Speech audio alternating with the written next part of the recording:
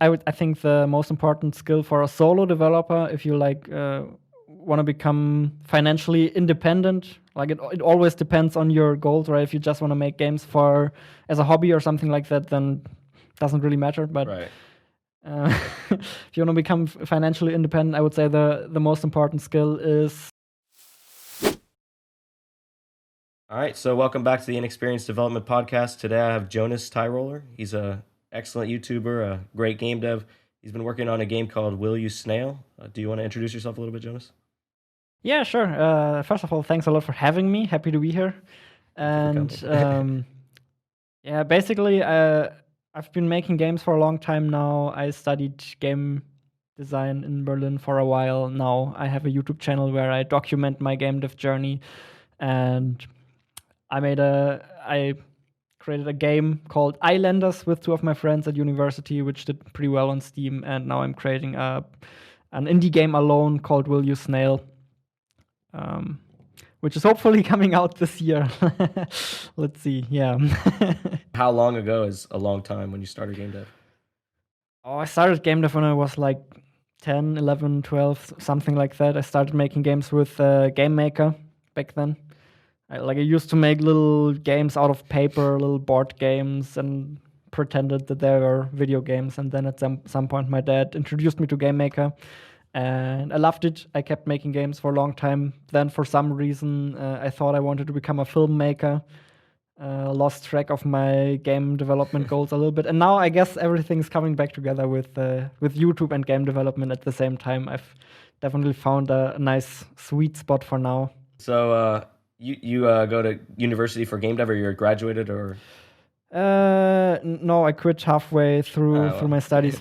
It was a great school. Like, I studied at HCW Berlin, and I can highly recommend that school. Like, they did absolutely nothing wrong. It was mostly my own impatience and the fact that I realized that like the normal games industry is not for me. That made me quit my studies there.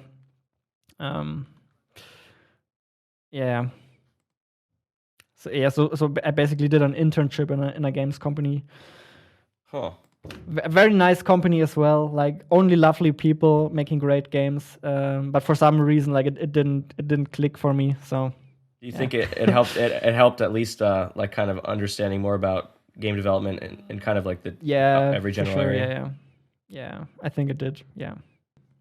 So what do you think like the single most important skill for like a game developer would be? Or maybe like for a solo developer, right? Or So like for a solo developer, I feel like, or like the maybe trait. Let's not say skill. Let's say trait.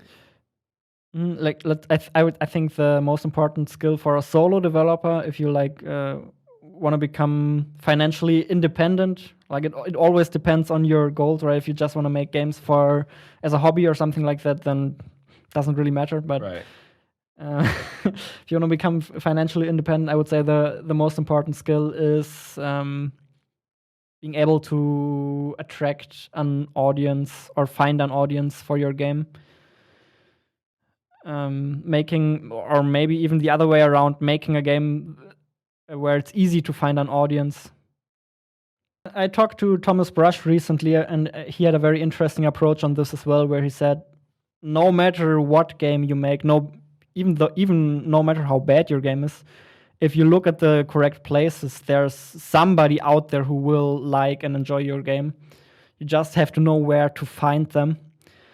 And I think that is true, but obviously you make looking for the people who like your game a lot easier if you just make a game that more people like. No, definitely. That way you don't have to look as hard, you know. Would you? I also find it calming to know that in theory there's probably an audience for every game out there if you just know how to reach that audience. Yeah, I've been doing this. This is the first month of my. I'm doing one game a month in a game jam kind of thing, picking different genres. So this one's third-person shooter, and I decided to do a networking thing. I've never done it before. It is insane, dude. But I guess the benefit of having this one a month is I can learn that skill now, right? This month. It doesn't have to be perfect.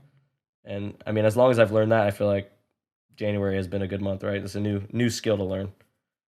So yeah, that's probably the way I would do it as well. Just making some experiments first, and then once you understand the system, it's a lot easier to judge if you maybe want to do that again, or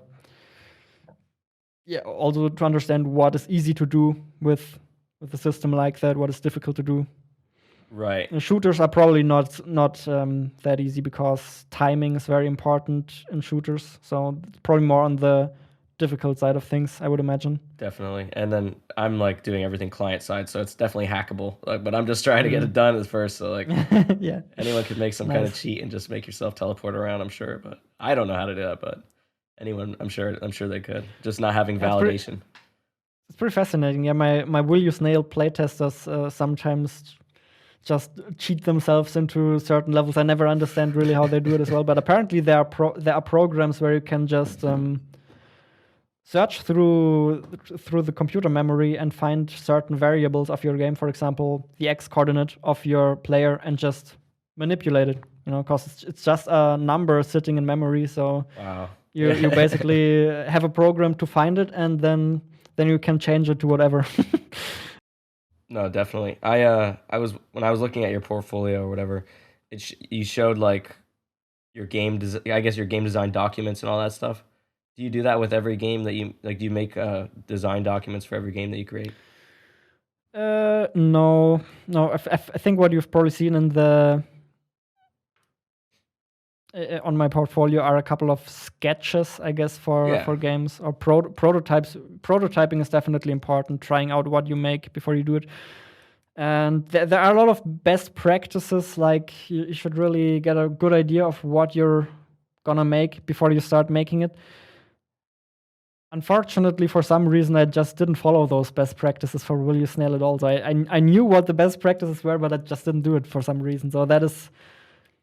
I hope that is a learning experience I'll remember next time and actually go through those best practices, do prototyping. Like it makes sense to figure out what exactly you're making, and prototypes are just a super fast way to figure that out by them. So there's really just no reason not to do that.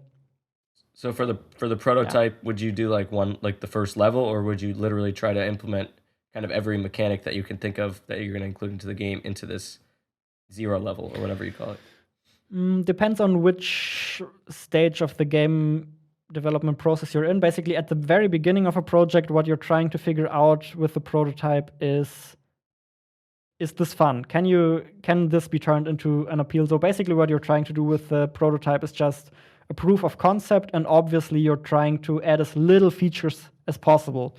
Because if you have to add a lot of features just to make your prototype fun, that means it's probably already a little bit too complicated of an idea. Like if you find yourself in a position where you're like, that's not really fun yet, what can I add to make it more fun? Then just before you do that, just scrap the idea and try something else. Because that constant process of the game's not really fun, I need to add something to make it more fun, that is just a rabbit hole. You'll get into that rabbit hole soon enough. When you're starting a new project, try to stay out of that rabbit hole for as long as possible. Yeah, I can feel that. Yeah, that sounds so. insane. Yeah, prototype is for trying to find something that is fun, that's already fun in a very simple state, basically. And then you can also do visual prototypes where you just try to create a look in the game engine. It doesn't even have to be playable at all. You just try to create an art style in engine to see if you can pull that art style off and make it look nice. And it's actually important that you don't put any gameplay in there, because then it slows you down a lot. At that point, you're basically building the game. Prototyping is about creating something very quickly. And if you want to try out an art style, it doesn't make sense to add gameplay. You're wasting your time, basically. So and then obviously the thing with prototyping is also you want to try different things. There's no point in making one prototype and then saying, yeah, I'm gonna make that game. The advantage of prototyping is that you can make that you can try a lot of different things. So you can try a lot of different art styles. You can try a lot of different game mechanics, variations of the same game mechanics. And that in the end will make for a way better game. So yeah.